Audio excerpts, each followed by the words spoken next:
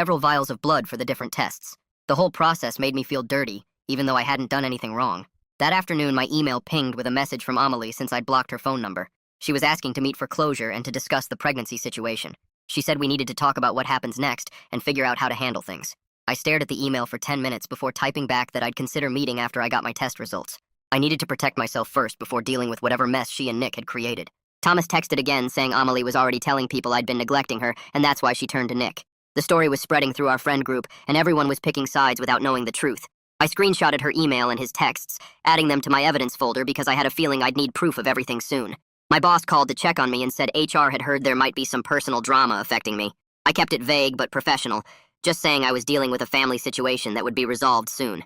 He assured me my job was safe as long as I communicated about any time I needed off.